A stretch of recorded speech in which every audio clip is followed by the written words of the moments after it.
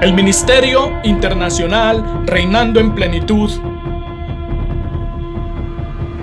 presenta la cápsula profética. Pastor Jorge Matallana. Amada iglesia, hermanos y amigos, sean bienvenidos a la cápsula profética de hoy. Estamos estudiando Mateo capítulo 24 y quedamos en el tema anterior en el versículo 15, que dice: por tanto, cuando veáis en el lugar santo la abominación desoladora de que habló el profeta Daniel, el que lee entienda. Así que en esta oportunidad es la segunda parte de la abominación desoladora que vimos en el tema anterior. Vamos a orar.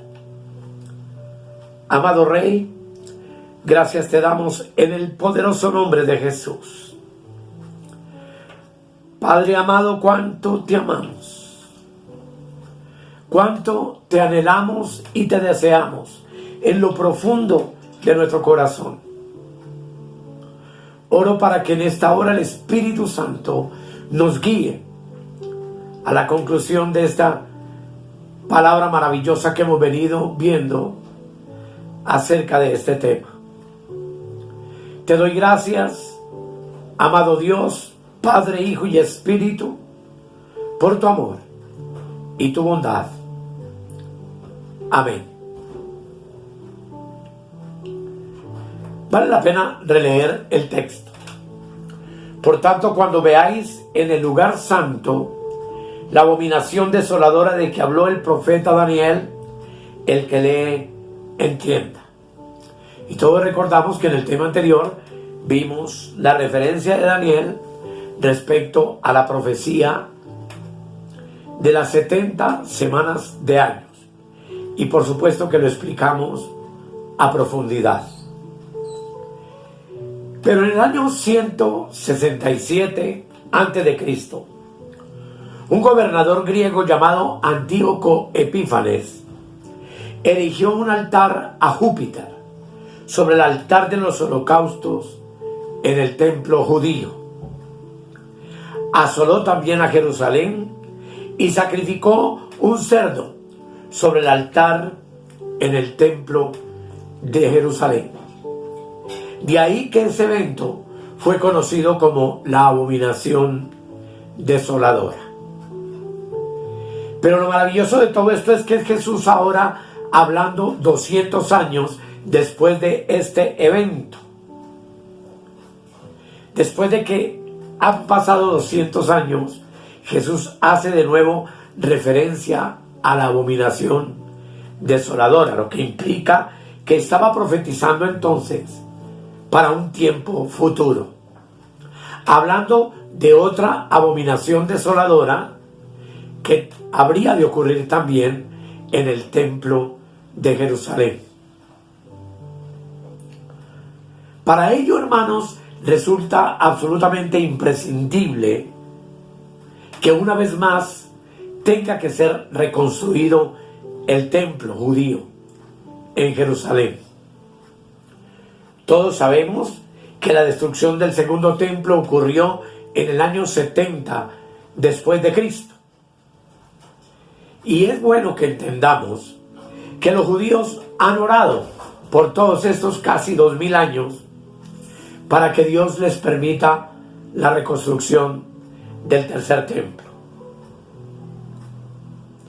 Esta oración forma parte tradicional de la oración que los judíos realizan 3 veces al día, no solo en sus hogares, sino en el muro de los lamentos o de las lamentaciones, lo que implica que el significado real del muro de las lamentaciones hace referencia al hábito del pueblo judío de lamentarse por la destrucción de su espacio sagrado, es decir, el templo, que también es conocido en su nombre hebreo, como vemos en la parte inferior con la palabra Kotel, que significa muro.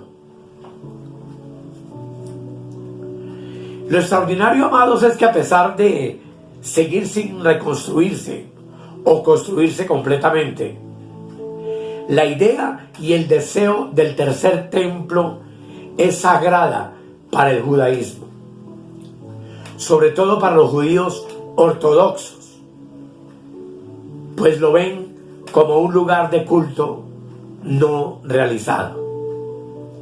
En el Tanaj, los profetas piden su construcción para que sea construido en la era mesiánica. Y evidentemente los judíos, desesperadamente, y tú lo ves en las redes sociales, Facebook, YouTube, están proclamando la inminente aparición de su Mesías y tienen los planos listos para la construcción de este templo. Podemos así entonces, amados, estar seguros de que Israel, además de esperar hoy al Mesías, creen que este líder mundial lo reconstruirá al comienzo de la última semana de Daniel, que como vimos en la semana 70 y en la semana que falta en el calendario profético de Israel. La mayoría de los intérpretes de la profecía bíblica creemos que Jesús entonces se estaba refiriendo al anticristo, quien no solo construirá el templo, sino que hará algo similar a lo que hizo Antíoco Epífanes y que no ocurrió en la invasión romana del año 70 bajo las órdenes de Tito, hijo del emperador Vespasiano, cuando Israel fue asolada y el templo destruido, pues de él no quedó piedra sobre piedra. Lo extraordinario de todo esto, amados, es que Pablo confirma esta verdad en la segunda epístola a los tesalonicenses, donde la palabra del Señor nos dice lo siguiente. Yo te invito para que tomes tu Biblia y ojalá juntos podamos hacer lectura de esto. El título del capítulo 2 dice manifestación del hombre de pecado, haciendo referencia al anticristo. Y en el versículo 3 dice: nadie os engañe en ninguna manera, porque no vendrá sin que antes venga la apostasía y se manifieste el hombre de pecado, el hijo de perdición. Y aquí está haciendo referencia al día de la ira del Señor sobre la tierra. El verso 4 dice: el cual se opone, hablando del anticristo, y se levanta contra todo lo que se llama Dios o es objeto de culto, tanto que se sienta en el templo de Dios como Dios, haciéndose pasar por Dios. Obviamente, el templo fue destruido en el año 70 y el apóstol habla de que este personaje, este hombre de pecado, este hijo de perdición, se sentará en el templo de Dios como Dios, lo que implica que indispensablemente tiene que ser construido de nuevo. Es lo mismo que nos enseña Daniel y que profetizó entonces en el capítulo 9, versículo 27, que no ocurrió en el 167 antes de Cristo con Antíoco Epífanes. Por favor, leamos el texto.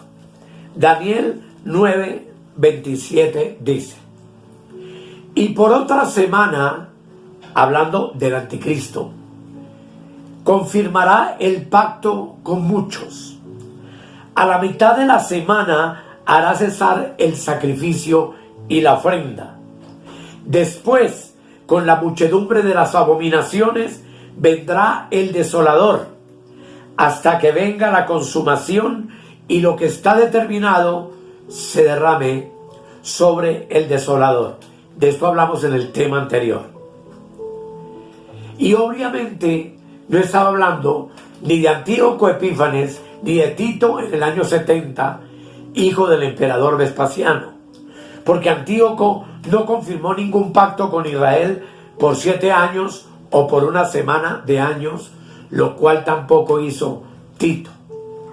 Así que este personaje al que hace referencia la Escritura y el Señor Jesucristo es el Anticristo, quien al final de los tiempos establecerá un pacto con la nación de Israel de 7 años y que lo romperá a la mitad de los primeros 3 años y medio de esta que se conoce como la semana 70, y hará algo similar a la abominación desoladora en el templo judío de Jerusalén, hecha por Antíoco Epífanes con anterioridad. Amados, lo cierto es que cualquiera que sea esa futura abominación desoladora, no dejará duda en la mente de nadie, de quien la lleve a cabo, de que ninguno pueda dudar de que quien lleva a cabo este suceso es el Anticristo. Y yo creo firmemente que esa abominación que él introducirá en el templo, donde se sentará como Dios para exigir la adoración de las naciones, será su imagen. Una imagen que exigirá, so pena de muerte, la adoración de todos los moradores de la tierra, como dice el libro de Apocalipsis, que le invito para que miremos. En el capítulo 13, verso 14 al 15. Dice la palabra del Señor: y engaña a los moradores de la tierra con las señales que se le ha permitido hacer en presencia de la bestia, mandando a los moradores de la tierra que le hagan imagen a la bestia, que tiene la herida de espada y vivió. Y se le permitió infundir aliento a la imagen de la bestia, para que la imagen hablase e hiciese matar a todo el que no la adorase.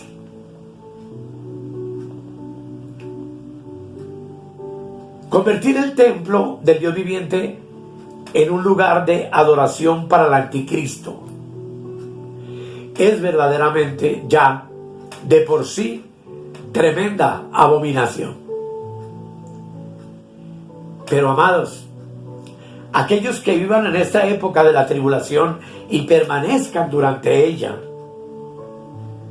deberán tener mucho cuidado con la advertencia de la Escritura y reconocer que ese evento, a la mitad de la semana, será el principio de los 3 años y medio últimos de el peor periodo de la tribulación, que se conoce como la Gran Tribulación, y que indudablemente confirmarán el regreso de nuestro Señor Jesucristo como algo que ocurrirá para ellos de manera inminente.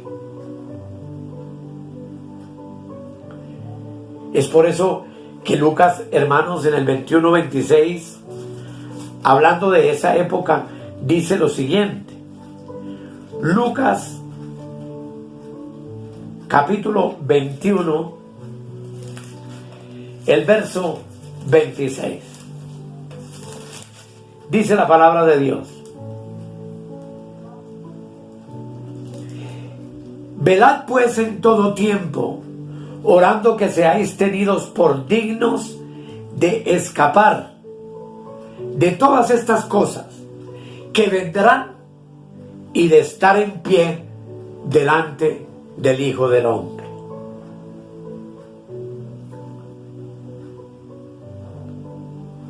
Obviamente, amados, lo que le espera a la tierra y a la nación de Israel es un periodo como nunca antes en la historia de la humanidad se ha vivido. Estos 7 años serán devastadores para los mares, los peces, la tierra, los hombres, en un juicio que, como ya hemos visto en temas anteriores, la Biblia denomina el día de la ira de Dios sobre la tierra.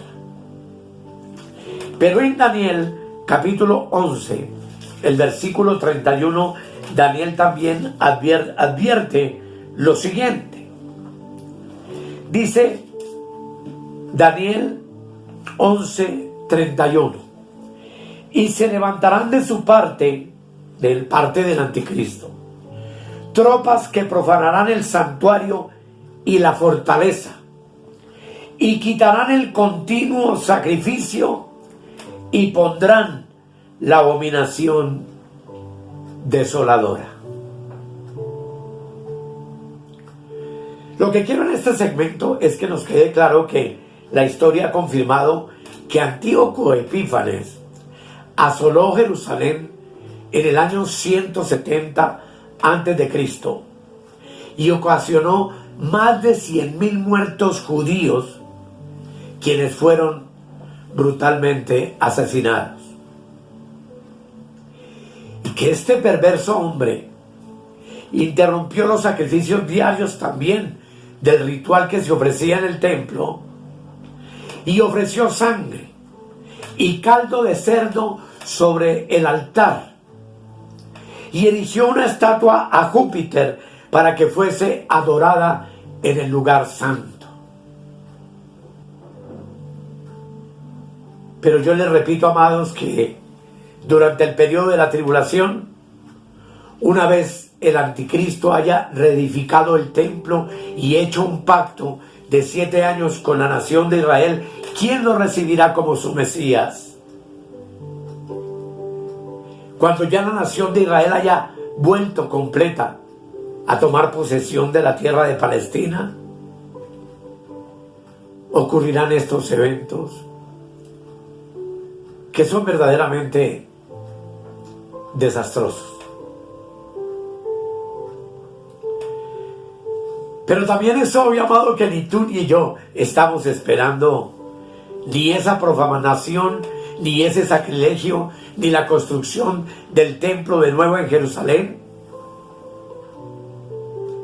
Porque nosotros esperamos de los cielos a nuestro Cristo, quien viene para resucitar a los muertos que durmieron en Él, y para transformar el cuerpo de la humillación nuestra en un cuerpo semejante al cuerpo de la gloria suya, y arrebatarnos juntamente con los que resucitan de sus tumbas para recibir al Señor en el aire, e ir a los 2 eventos más maravillosos que se celebrarán en el cielo, los cuales son el tribunal de Cristo y las bodas del Cordero.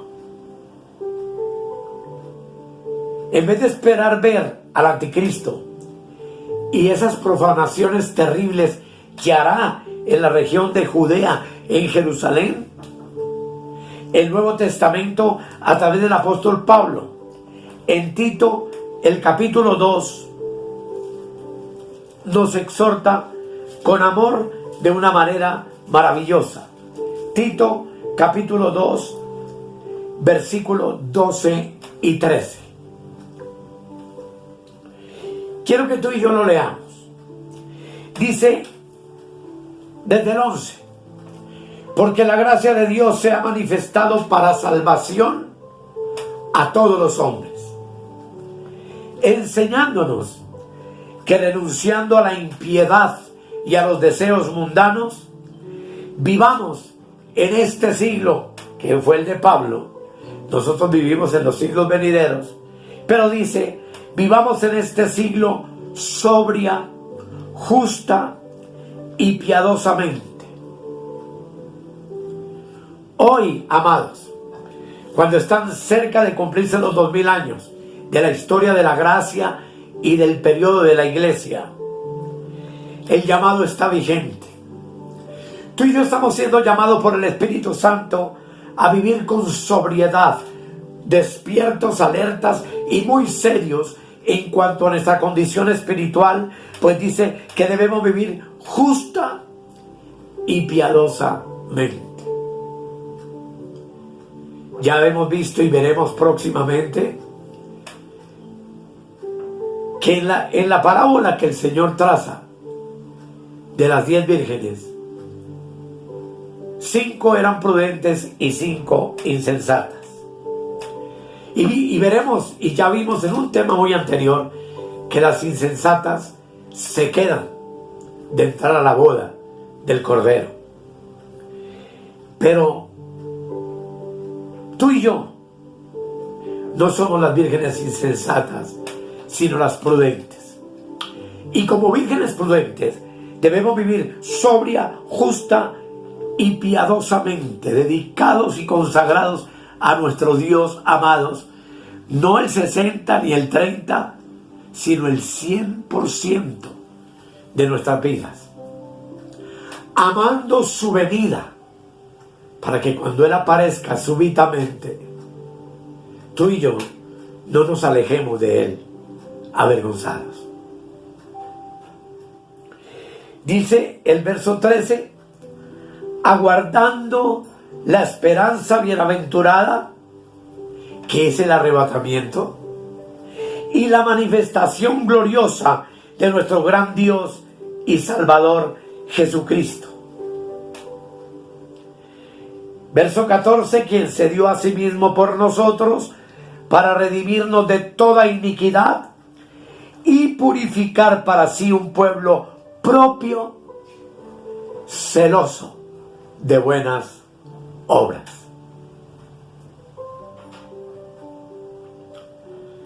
Amados,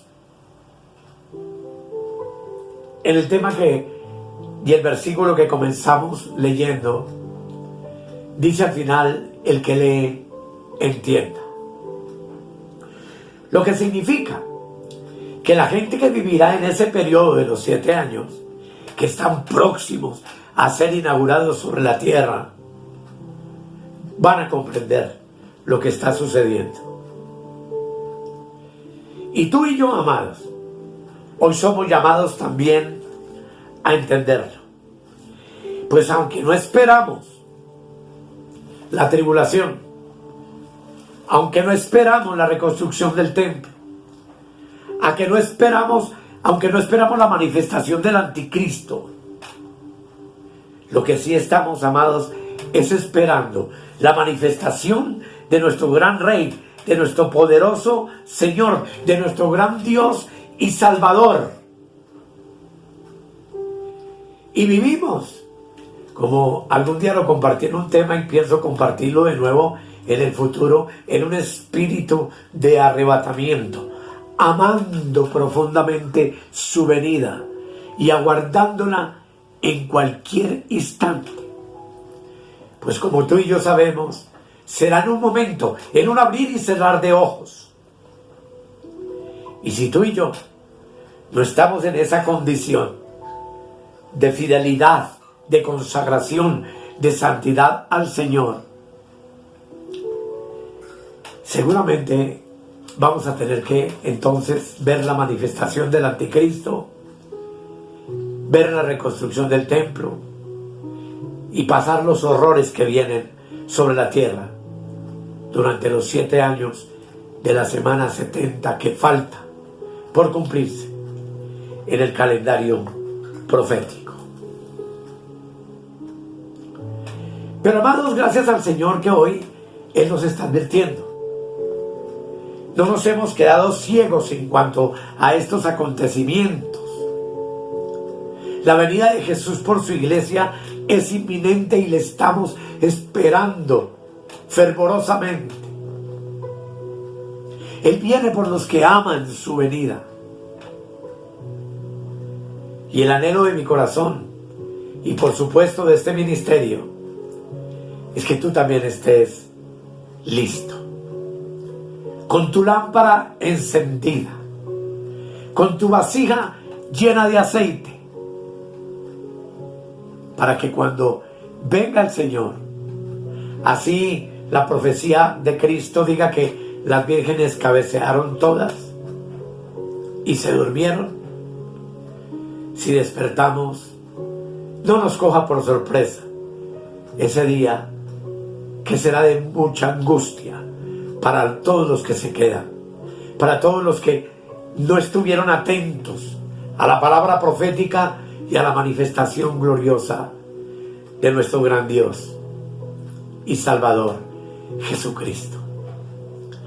Amada hermana, hermano y amigo, yo sé y creo y tengo fe y confianza que tú le estás esperando en cualquier instante, en cualquier momento, sea que velemos o que estemos durmiendo en nuestro lecho. La esperanza bienaventurada de la iglesia es el arrebatamiento glorioso. Vamos entonces a darle gracias al Señor por esta breve reflexión que nos permitirá ya continuar con el resto del capítulo 24 en el próximo estudio bíblico, en la próxima cápsula profética. Oremos. Amor, Señor precioso, la trompeta está sonando. Esta trompeta final que anuncia tu inminente retorno. Y la oración de mi corazón es por mis hermanos, por mi familia, por mis hijos, por mis nietos, por Colombia, por el mundo entero, para que los hombres entendamos que la vida cristiana no es un juego, que la vida cristiana no es una rutina, que la vida cristiana no es una religión, sino ha de ser y es una vivencia personal, es vivir a Cristo, es respirar Cristo, es hablar Cristo. Es decir, como el apóstol Pablo dijo de manera maravillosa, para mí el vivir es Cristo y el morir es ganancia. Es estar preparados para este momento glorioso que viene sobre la tierra, en el cual seremos levantados para recibir al Señor en el aire. Y como dice la Escritura, así estaremos siempre con el Señor. Y como finaliza ese pasaje hermoso diciendo, consolados los unos a los otros con estas palabras. Amén y amén. Amados, muchas gracias por su atención. Gracias por el privilegio de poder llegar hasta ustedes en esta hora. Y preparémonos porque el Mateo 24 continúa y luego Mateo 25. Pero entendamos, y lo repito sin cansarme, que la semana 70 de Daniel está muy cerca. Que estamos viviendo, amados, los últimos días de la iglesia. Y tenemos la necesidad de estar preparados y listos para la gloria de su nombre. Muchas gracias, mis amados, y hasta la próxima. He aquí yo vengo pronto, y mi galardón conmigo, para recompensar a cada uno según sea su obra. Si necesitas oración o tienes alguna inquietud, contáctenos al 314-585-2864. Suscríbete en nuestro canal de YouTube o escríbenos al correo electrónico reinandoenplenitud@gmail.com. Bendiciones para todos.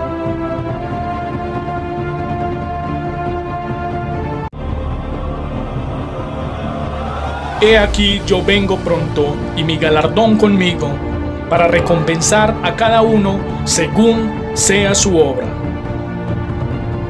Si necesitas oración o tienes alguna inquietud, contáctenos al 314-585-2864. Suscríbete en nuestro canal de YouTube o escríbenos al correo electrónico reinandoenplenitud@gmail.com. Bendiciones para todos.